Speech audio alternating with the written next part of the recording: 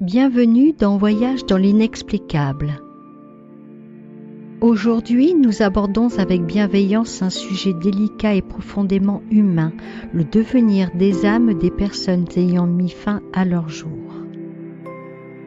Cette vidéo a pour but de rassurer et d'éclairer ceux qui se posent des questions sur ce chemin spirituel particulier.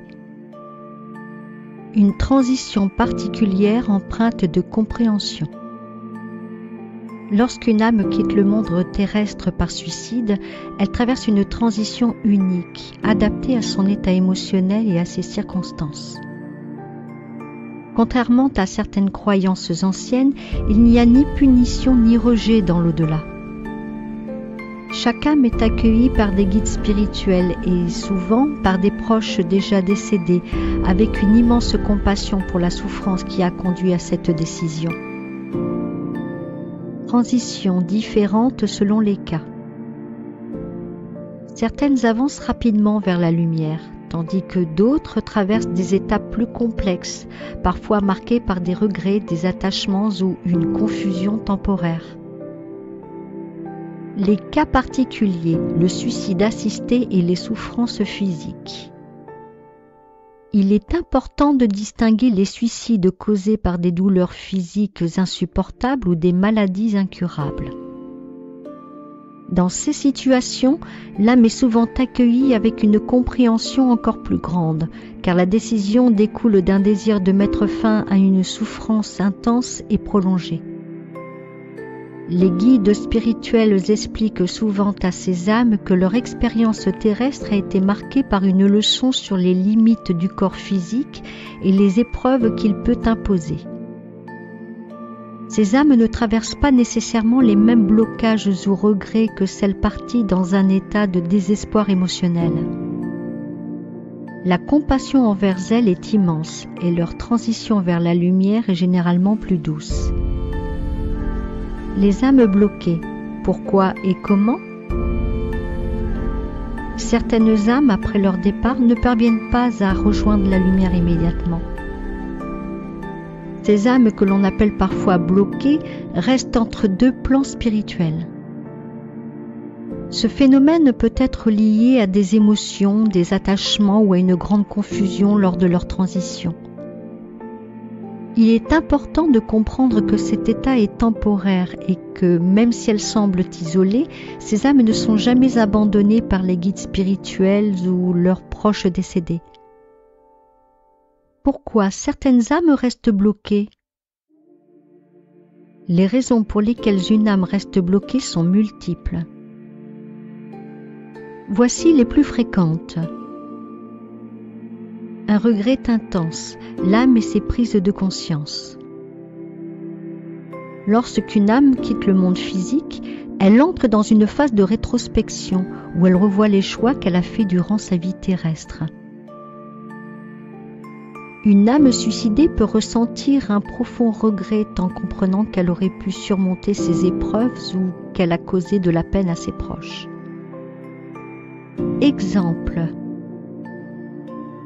Une âme peut se sentir coupable d'avoir abandonné un enfant ou un partenaire ou d'avoir mis fin à une mission terrestre importante. Ce regret agit comme une chaîne émotionnelle, l'empêchant d'avancer. Un attachement émotionnel, les liens terrestres qui retiennent. Certaines âmes restent proches de leurs proches, de lieux significatifs ou d'objets importants pour elles. Elles croient souvent qu'elles ont encore un rôle à jouer ou qu'elles doivent veiller sur leur famille. Exemple.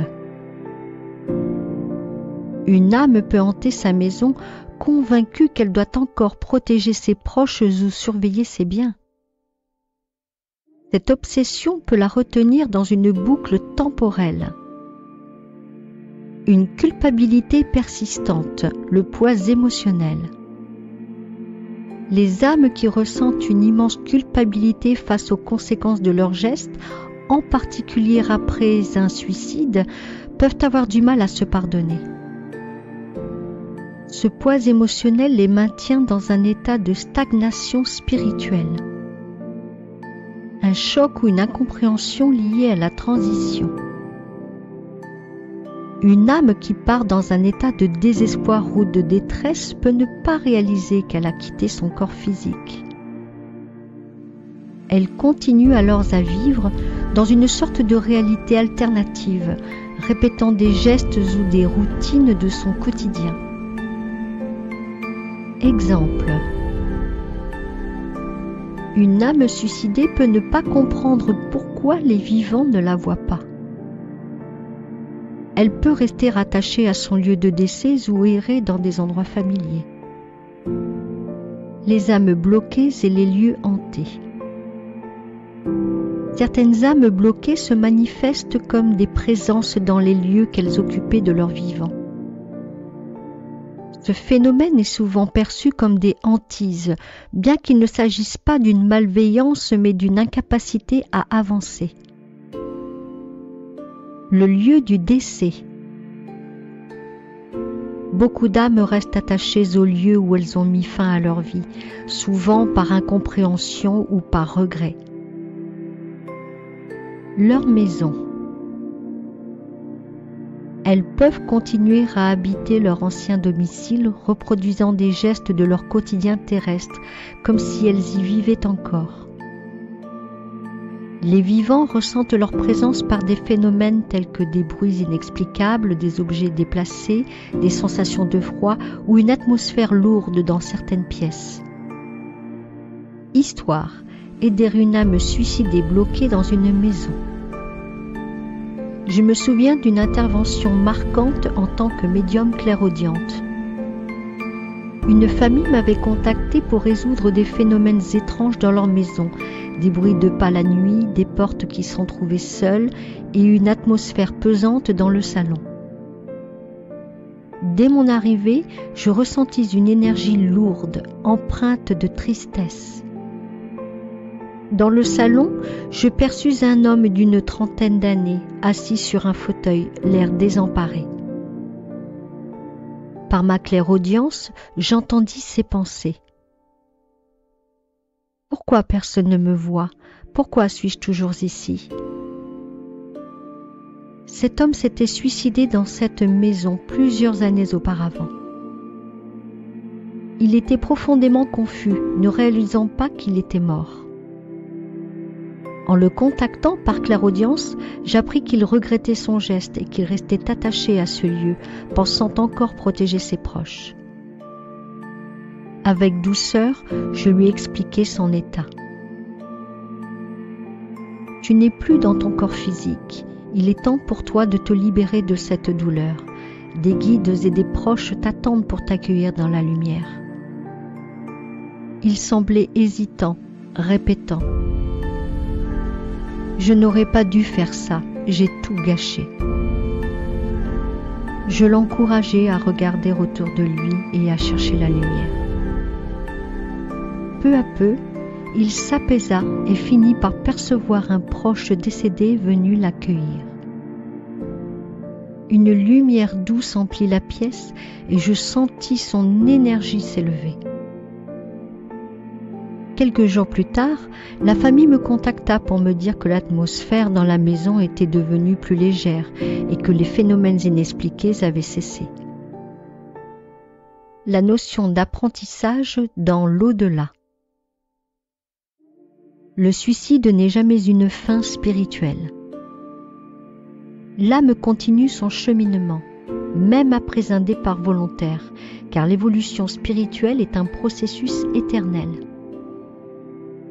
Loin d'être condamnée ou punie, l'âme est accueillie avec compassion dans l'au-delà et encouragée à comprendre les raisons profondes qui ont conduit à son geste. Un apprentissage basé sur la compréhension et l'amour. Dans l'au-delà, les âmes ne revivent pas leur souffrance pour être jugées, mais pour apprendre et transformer leur expérience en une source de sagesse. Voici comment ce processus d'apprentissage se déroule. Une rétrospection bienveillante. L'âme est guidée à travers une revue de vie, un moment où elle revoit les événements marquants de son existence terrestre. Contrairement à une analyse sévère, ce processus est accompagné par des guides spirituels qui l'aident à comprendre ses choix et leurs impacts sur elle-même et sur les autres. Exemple. Une âme qui s'est suicidée à cause d'un sentiment d'abandon peut voir les moments où elle a été aimée ou soutenue, mais qu'elle n'a pas perçus dans son état de souffrance. Cette prise de conscience aide l'âme à reconnaître les opportunités qu'elle avait pour guérir. Une libération émotionnelle.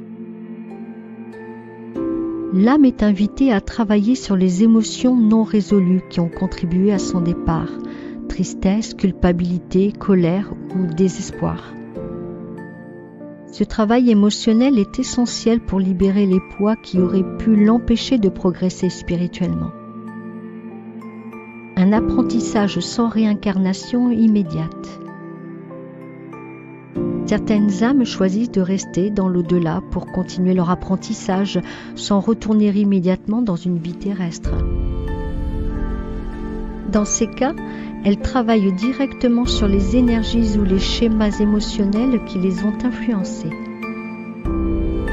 L'intégration des leçons de vie. Elles explorent les causes profondes de leur souffrance et cherchent à transformer ces énergies négatives en compréhension et en amour. Le soutien aux autres âmes. Certaines âmes, après avoir trouvé la paix, choisissent de devenir des guides pour aider d'autres âmes en difficulté. Elles utilisent leur expérience pour apporter une aide précieuse aux vivants ou aux âmes en transition. Exemple. Une âme qui s'est suicidée après une dépression sévère peut apprendre à comprendre ce qu'est le désespoir humain. Une fois guérie, elle peut devenir une présence bienveillante pour les vivants traversant des périodes similaires, en les guidant subtilement vers des solutions ou des opportunités de guérison. La réincarnation comme voie de transformation. Pour certaines âmes, la réincarnation est une étape nécessaire pour approfondir leur apprentissage. Elles choisissent de revenir dans un nouveau corps, dans des circonstances spécifiques qui leur permettent de travailler sur les défis qu'elles n'ont pas surmontés dans leur vie précédente. Comment ce choix se manifeste ? Le choix de circonstances propices. L'âme choisit une vie qui lui permettra de revisiter des schémas similaires, comme l'abandon ou la souffrance, mais dans un contexte où elle aura davantage de ressources pour les surmonter. L'objectif d'évolution. La réincarnation est une opportunité de transformer les douleurs du passé en une force nouvelle, d'acquérir une résilience plus grande et une compréhension plus élevée de l'amour inconditionnel. Exemple. Une âme qui s'est suicidée en raison d'un sentiment de rejet peut choisir une vie où elle devra surmonter des épreuves similaires, mais avec des rencontres et des situations qui lui permettront d'apprendre l'acceptation et l'amour de soi. Le rôle des guides spirituels dans cet apprentissage. Les guides spirituels jouent un rôle essentiel dans cet apprentissage. Ils accompagnent l'âme avec douceur et patience, lui montrant des perspectives qu'elle n'avait pas perçues dans sa vie terrestre. Ils l'aident à intégrer ces leçons et à se préparer, si nécessaire, à une réincarnation. Exemple d'intervention des guides. Une âme profondément culpabilisée par les souffrances qu'elle a causées à ses proches peut être guidée pour voir l'amour et le pardon que ses proches lui envoient depuis le monde terrestre. Cette reconnaissance l'aide à se libérer de ses émotions négatives et à avancer. Un message d'espoir, l'apprentissage ne cesse jamais. Le chemin spirituel est infini. Et chaque expérience, même douloureuse, contribue à l'évolution de l'âme. Le suicide, bien que tragique, n'est pas une fin mais une étape. L'âme a toujours l'opportunité de transformer sa douleur en une force nouvelle, de se reconnecter à l'amour universel et de poursuivre son ascension spirituelle. Ces apprentissages dans l'au-delà rappellent que l'univers spirituel est un espace de compassion où chaque âme a le droit à une seconde chance, quelle que soit la manière dont elle a quitté ce monde. Les lieux de transition dans l'au-delà. En tant que médium clairaudiente, j'ai souvent été témoin, à travers mes connexions avec les âmes, de l'existence de lieux spécifiques dans l'au-delà dédiés à la guérison et à la régénération. Ces espaces apparaissent comme des refuges lumineux, créés pour accueillir les âmes qui ont quitté ce monde dans un état de grande souffrance ou de confusion, comme celles qui se sont suicidées. Ces lieux de transition ne sont pas des espaces physiques, mais des zones vibratoires d'une énergie bienveillante et réparatrice. Ils ne sont ni des lieux de jugement, ni des punitions. Au contraire, ils incarnent l'amour inconditionnel et la compassion. Ce sont des sanctuaires où l'âme peut se libérer des poids émotionnels et énergétiques qu'elle a accumulés pendant sa vie terrestre et au moment de son départ. À quoi ressemblent ces lieux selon une perception médiumnique ? Lorsque je me connecte à ces lieux, ils se manifestent souvent comme des espaces baignés d'une lumière douce et chaleureuse. Cette lumière n'est pas seulement visuelle, elle est vibratoire, presque palpable, et transmet une sensation immédiate de paix et de sécurité. Une lumière réparatrice. Elle semble envelopper l'âme dans un cocon d'amour, dissipant progressivement les émotions comme la peur, la culpabilité ou le regret. Des guides et des présences aimantes. Ces lieux sont habités par des guides spirituels spécialisés dans l'accompagnement des âmes en détresse. J'ai souvent perçu des proches décédés ou des figures lumineuses qui entourent l'âme et l'encouragent avec douceur à se laisser aller à la guérison. Les environnements symboliques. Certaines âmes perçoivent ces lieux comme des espaces familiers ou apaisants, adaptés à leurs besoins spécifiques. Cela peut être un jardin rempli de fleurs, un champ baigné de soleil ou même une maison chaleureuse, si cela leur apporte du réconfort. Le processus de guérison dans ces lieux.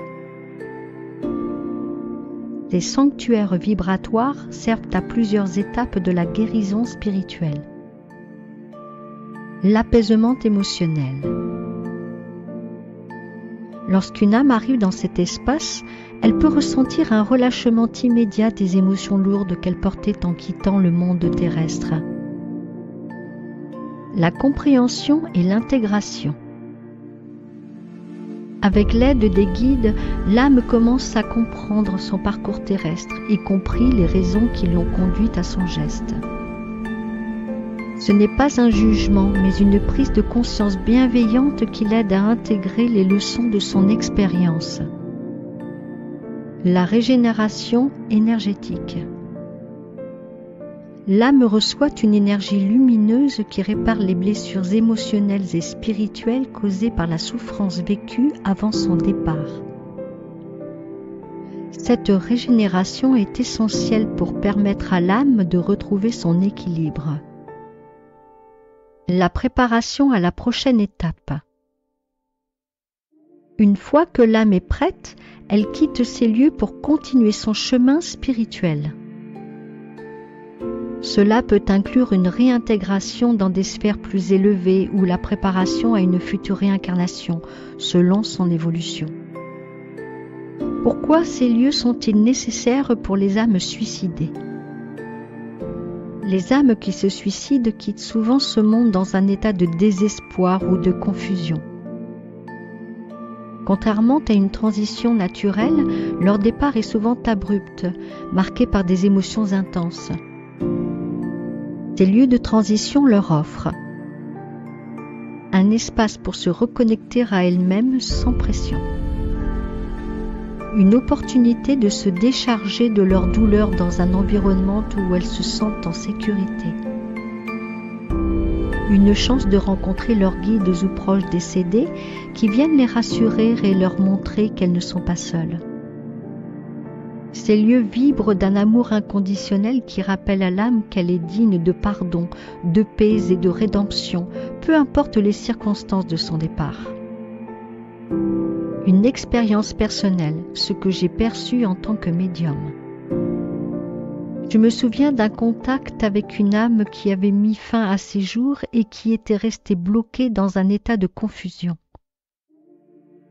Lors de notre connexion, j'ai perçu qu'elle avait enfin accepté l'aide de ses guides pour rejoindre un lieu de repos. Ce que j'ai vu était bouleversant, un espace baigné de lumière dorée où cette âme était entourée d'énergies aimantes. Elle m'a confié, par clairaudience, qu'elle ressentait une paix qu'elle n'avait jamais connue de son vivant. Elle percevait une sorte de jardin immense où tout semblait vibrant et vivant. Elle y recevait des énergies réparatrices qui la libéraient peu à peu de la douleur et des regrets qui l'avaient retenue. Cette âme a également mentionné qu'elle avait rencontré un guide qui lui avait montré des moments clés de sa vie, non pas pour la juger, mais pour lui permettre de comprendre les raisons de sa souffrance et d'intégrer les leçons qu'elle en tirait. Elle avait enfin trouvé une forme d'acceptation et se préparait à poursuivre son chemin vers une lumière encore plus grande. Un message pour les vivants, aider ces âmes depuis ici. Même si ces lieux de transition existent dans l'au-delà, les vivants peuvent jouer un rôle important pour aider les âmes à les rejoindre. Envoyer des pensées d'amour et de pardon. Chaque pensée d'amour agit comme une lumière qui guide l'âme vers ces espaces de guérison.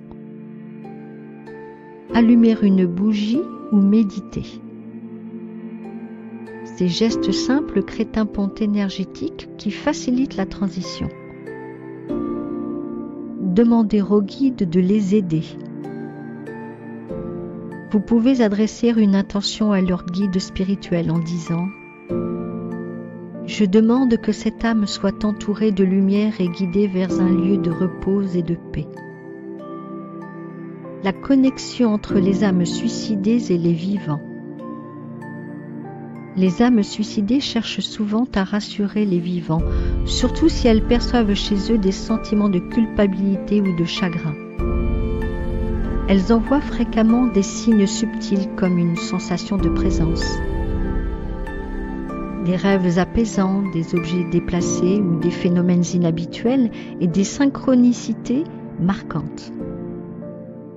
Ces messages, porteurs de paix et d'amour, expriment leur désir de voir leurs proches avancer avec sérénité. Parfois, ces âmes deviennent même des protecteurs silencieux, accompagnant discrètement ceux qu'elles ont laissés derrière. Merci d'avoir visionné cette vidéo. Et si vous êtes concerné par des envies de suicide ou que vous connaissez quelqu'un dans ce même état, eh bien n'hésitez pas à vous tourner vers des professionnels de la santé qui pourront vous aider, mais aussi tournez-vous vers votre guide qui pourra aussi vous aider. Méditez et demandez. Pour soutenir ma chaîne, cliquez sur le pouce bleu, abonnez-vous et activez la cloche pour ne manquer aucune publication. Partagez vos expériences et suggestions en commentaire, j'ai hâte de vous lire. À bientôt pour un nouveau voyage dans l'inexplicable.